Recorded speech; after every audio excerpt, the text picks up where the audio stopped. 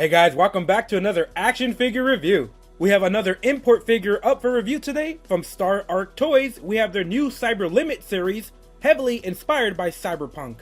Taking a look at the pink box, we have a small window displaying the figure with one of the hair pieces already fallen off, not to a good start. We have some text on the box reading Cyberpunk Toys and the character's odd name of Quisy Rick.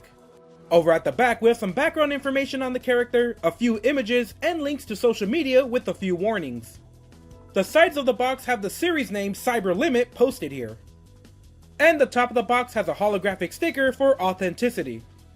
Before we can get the figure out, it does come packaged in its own cardboard sleeve with a few logos and the character's name. Removing the figure from the bottom allows you to remove the tray from the box. It's a large box for such few items.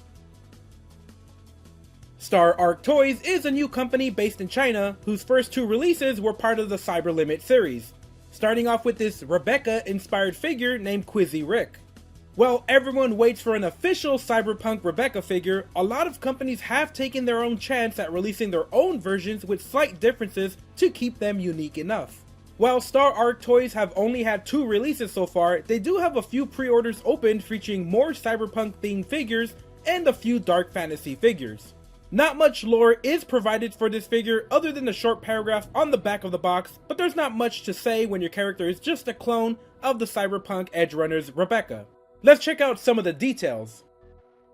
A wide open blank stare with a neutral expression is the default face installed, with yellow eyes featuring a star-shaped pupil. Short pink hair flows down the face with 2 silver and yellow hair clips attached, and the face has 2 visible grooves in it, implying that cyberpunk hardware look to the skin.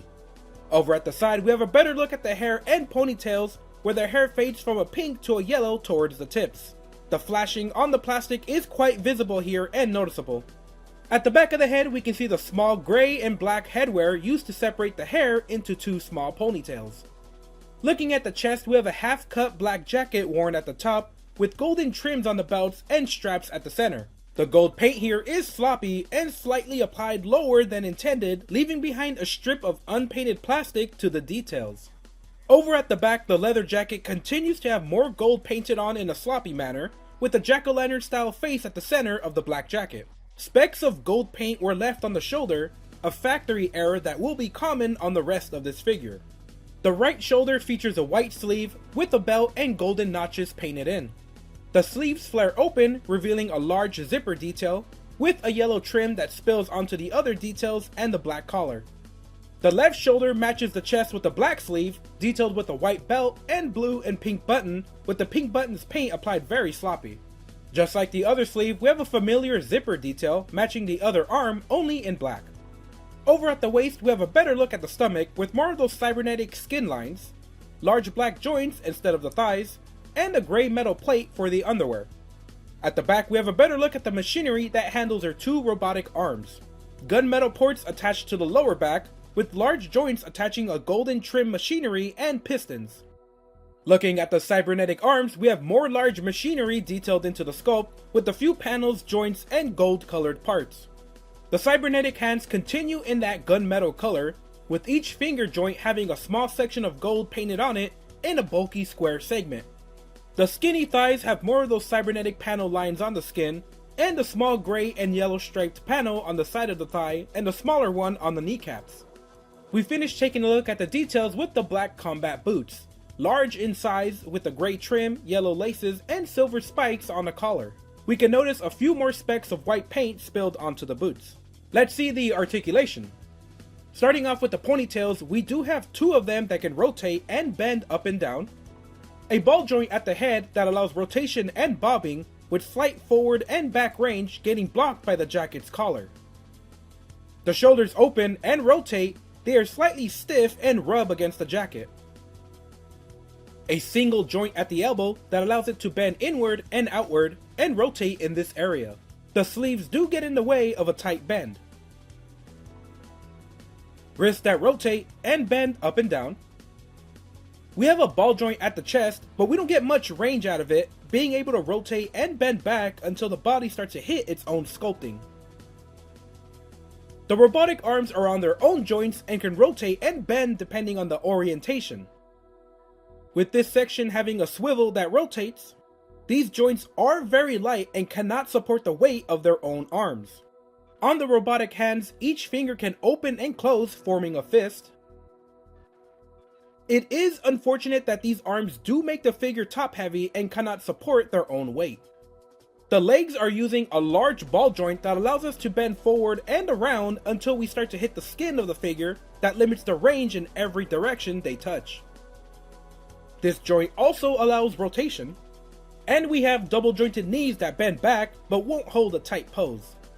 We wrap up with the ankle joints that twist, bend up and down, and rotates. And lastly, a toe joint on the boot that, as far as I know, can't articulate. It's just permanently stuck upwards, and they look like this in the promo shots, so I assume it's intentional. With almost no information on the figure, we can assume this is a 1/12 scale figure as the size of the figure starts to match up with other series. But for those thinking that she's going to be goblin size like Rebecca, she's much taller than perceived to be. Next to a Figma, they're almost entirely the same height. Even though Snail Shell's Grissa is on the shorter sides of their releases, for being a short character, once again Quisy Rick matches up evenly in height. Even second axis Sakura, who is on the taller side of the 1/12 scale figures, are just about half a head taller, including the proportion difference, making the styles not match. Jada Toys runs in the 1/12 scale, and they are true to their character sizes, so shorter characters will be smaller instead of everything just being at the 6-inch scale like others do. At this scale, Quisy starts to match up in height-wise once again, while not looking too far off in proportions. Hasbro runs many of their lines in the 1/12 scale, making everything almost standard size to the 6-inch line. Quisy starts to look shorter here, but not by much. Cosmic Legions, that runs on the larger size of the 1/12 scale, thanks to all the bulky armor and boot size, they push the limit on the scale. But Quisy actually looks short in this scale, and other than the theme difference of the anime style, looks great at this scale. Starting off with the accessories, we have an alternate faceplate and a crazed happy expression with a new eye patch covering one eye. Removing the front hairpiece lets you get access to the plate. Once removed, you can set in the alternate face and place the hair back. We get a pair of sleeveless arms, with this pair actually having double jointed elbows instead of that awkward ball joint on the original. We have a pair of very large revolvers for the robotic hands. Each has its own sticker reading "fuck" on it, and plenty of cybernetic details. And since the default robotic hands can't hold the guns, we have replacement trigger hands for it. Both of the hands easily slide onto the guns and grip on tightly. It's a shame that they're so heavy.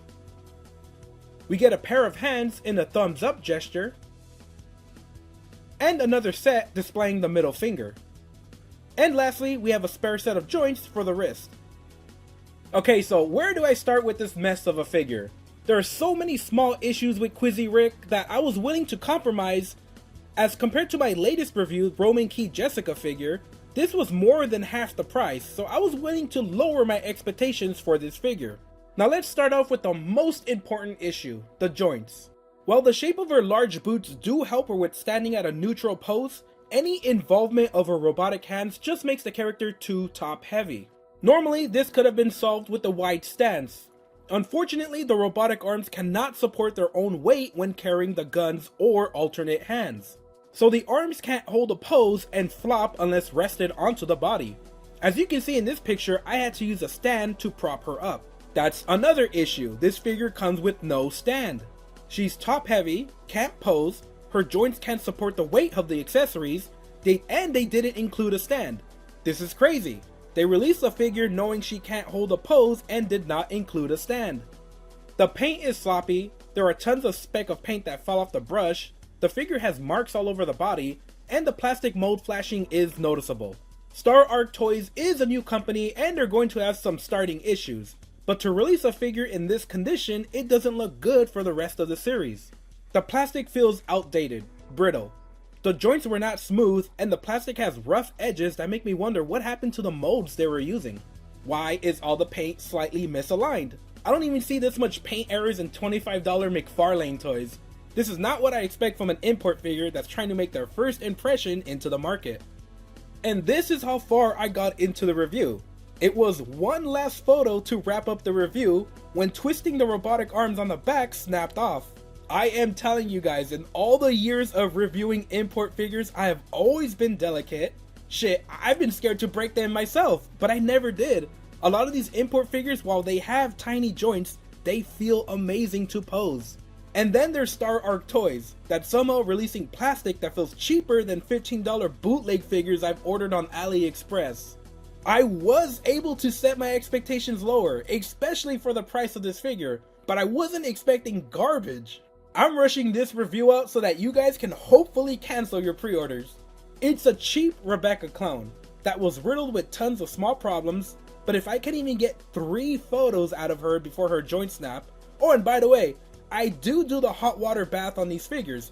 Every joint I replace gets heated up, the entire treatment. And this figure still snapped on just a simple rotate of the joint. This ain't it, guys. It feels like bait and switch. They are playing on our love for the character Rebecca, released something quick, and just didn't live up to the expectations.